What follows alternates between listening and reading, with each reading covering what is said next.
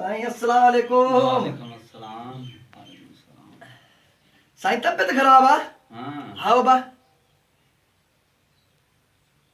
वात पट। हाँ बस साखण आस्ते। हाँ थोड़ा कॾहिं का तबीयत ख़राब आ? साईं बस 2-3 ॾींहं हफ़्तो थियो आ। हाँ हाँ ठीक आ।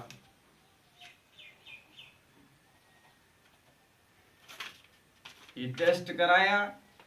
हाँ साईं। हाँ ॿ टेस्टूं आहिनि, ये टेस्ट कराया हाँ त पोइ तोखे दवा ॾींदा।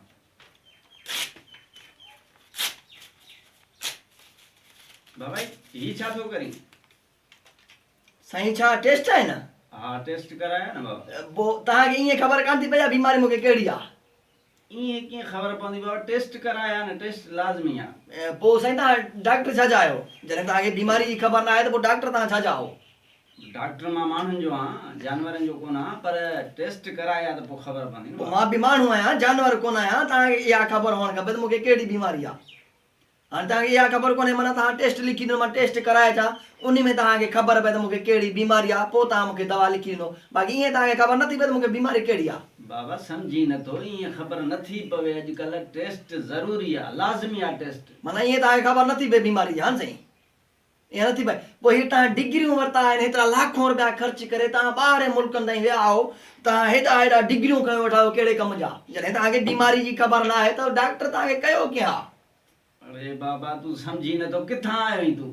मां पंहिंजे घरां आयो बि किथां आयो आहियां? घरां त आयो आहीं, पर तोखे बीमारी कहिड़ी आहे? पोइ बाक़ी त साईं तव्हां डॉक्टर छा जा आहियो?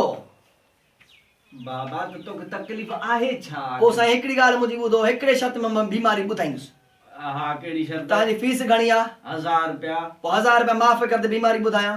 1000 कीअं माफ़ कयां?